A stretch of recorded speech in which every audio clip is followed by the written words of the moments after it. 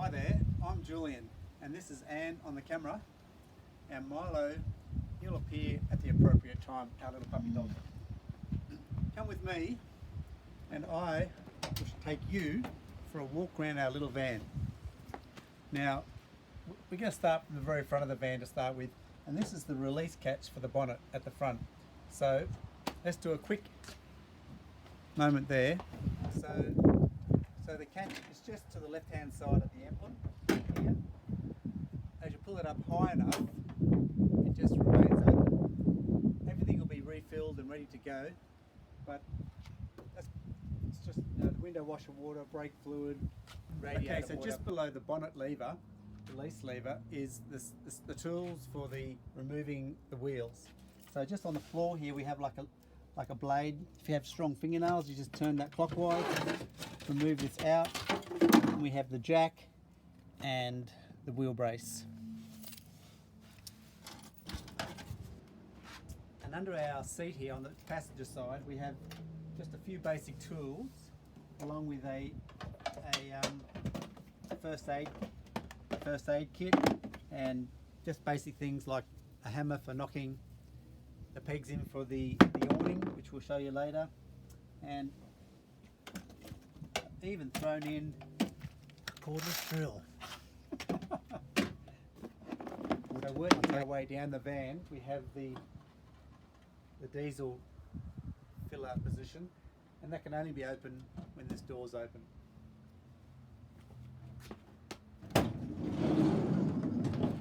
We'll go inside later and discuss anything in there, but just below the door at this point is the release valve for the grey water for the sink, and that's just on a lever. You push up for off and down horizontal for open. Moving to here, this is 240 volts in, and if you want to bring up, if you have, there's 240 volts out, and these, we have a front and rear catch for the awning, which this supports a stay, and we'll show you that in a video later. This is our water filler position, and it's unlikely that you'll use all the water, but just in case you do, we have a pair of pliers specifically for this, and that's all that's required to pull that off, and that's locked. Okay, the rear of the van, you just have to, for opening these doors up, we have one lever here, just pull it towards you and it opens, and we have two collapsible chairs.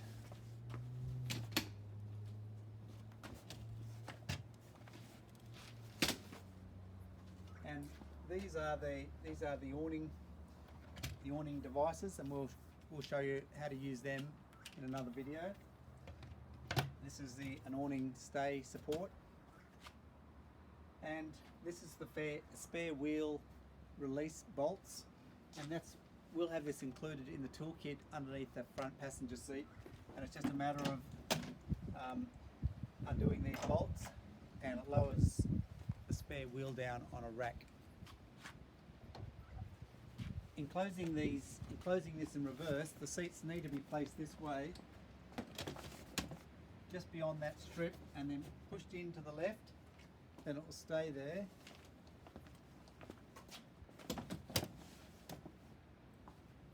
And importantly, when closing this door, is that lever won't go back in until it's in far enough. So just a firm push in, and that's locked. This is our gas hot water, and we'll talk about that more in a moment.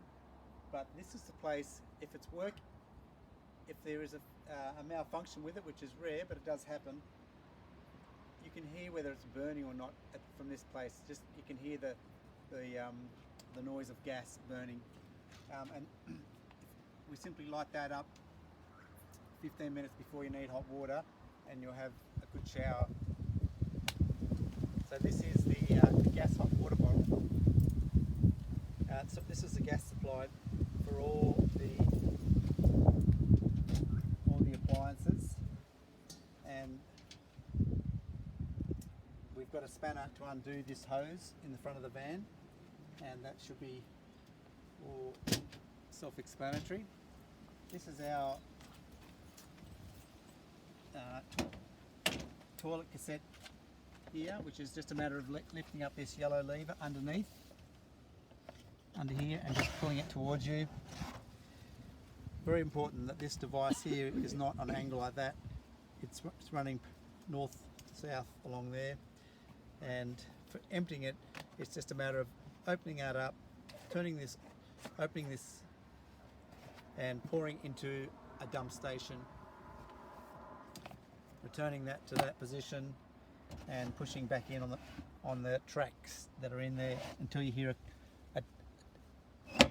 a definite click. And that,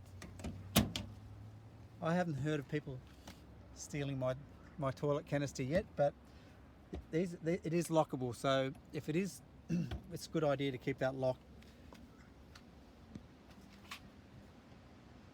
Okay, let's move to the inside of the van. So this is the main electrical part of the van where we operate most appliances from hot water system to fridge, pump.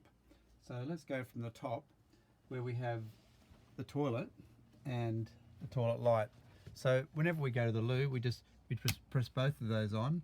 This will give us toilet flush. This will give us the light LED strip in the bathroom.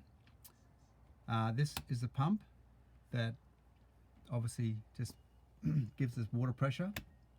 This is hot water, and it needs to be turned on in conjunction with the gas, which we showed you where that was earlier, and you'll hear a piezo light, and then you'll hear that flame lighting at the rear right hand side of the van.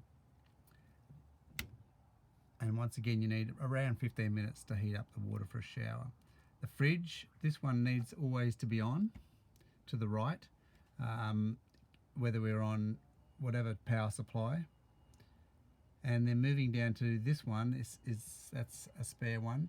We have left-hand interior lights, which is a strip light going down the left-hand side of the van. Right-hand interior lights, and this operates a 12-volt plug over near the TV that we can operate a couple of different things, like a little lamp. And these two are USB power points for front and rear. There's one right near the bed, so you can charge your phone up at night. And as this says, the on position is always to the right. Although these little lights don't always come on, they are on, except for this one. Thank you. This is the Dometic 3-way fridge, which is operated on this switch here by going from gas at the top, 240 volts, and battery. We have set this up to only have to use the battery in emergency situations, and so we prefer you just to be using 240 volt and gas. This is the temperature gauge. We just leave it up all the time, and this is the locking device for when traveling. Important to just lock that. Microwave is only functioning on 240 volts, so we don't particularly use that much at all, because we do a lot of free camping. This is our sink. Always important to have this faucet adjusted down before closing, as it could get expensive. And this is our cooking device with our little lighter, and yeah, that's pretty straightforward. It's just a matter of pushing each knob in and then turning it and holding on for 5 seconds. Okay, in this little lounge, dining, we have the USB port that I was referring to earlier, and under the seats is a limited amount of storage, as we have the batteries and water tank and hot water heater, but we do have a good little bit of storage under here, this section. Just going through this setup of the bed with the table and removing of the table.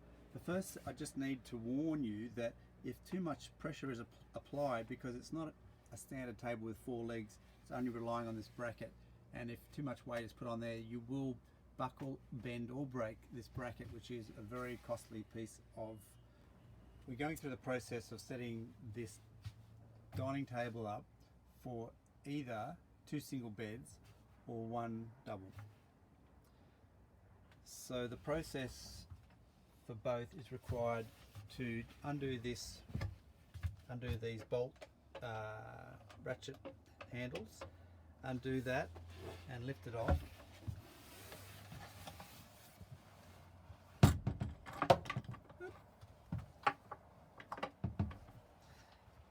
And same again down here, turning it anti-clockwise, slide him up.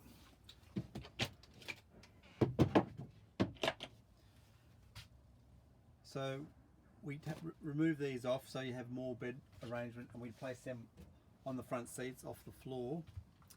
As you can imagine, the floor can get quite messy and sandy, so we just like to protect our seat covers. Otherwise, and this would go up the front with the cushions. But if we're making it into a double bed, we just place it on the in between, sliding the central mattress into position,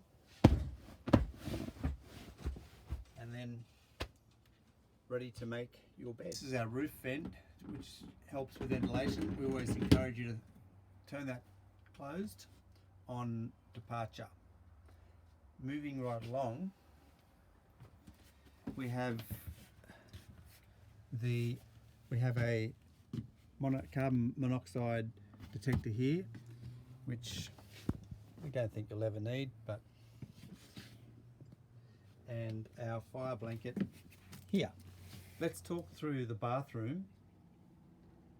As we said before, just switch on toilet flush, light and pump, and once we've done our business,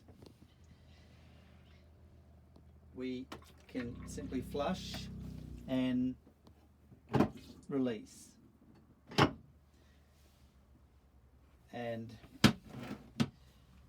for the shower, we have an extra long hose that if you just want to wash your feet off before you get inside the van, actually reaches, it's a 2-meter hose reaching all the way outside. So that's quite convenient at times. Squeegee.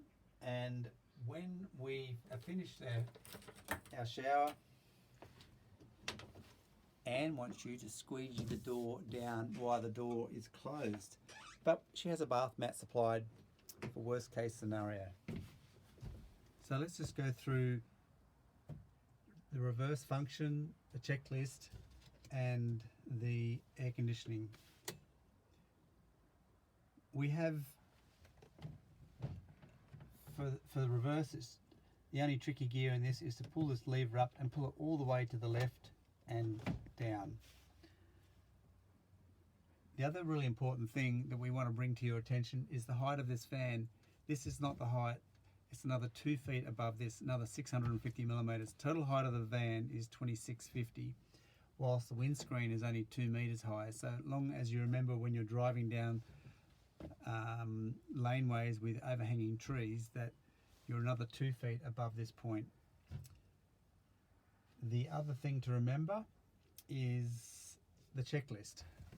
We just like to go through that on arrival and departure, just to remind us of those basic functions of locking all the cabinets, etc., before we go, so we don't have things flying out of the fridge and having disasters.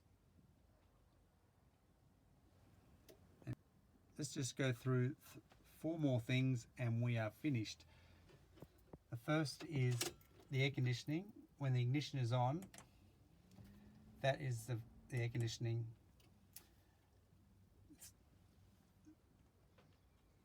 The other important thing is always to remember diesel fuel, not petrol, and that could be another expensive mistake if taken. The long way, it is a 6.5 to somewhere between the vicinity of 6.5 and 6.8 meters long. So we have to be careful when we're going around sharp corners we don't wipe out the side of the van. And reversing is always very tricky, so Anne always gets out and guides me on any reversing, parking, just for safety of everyone.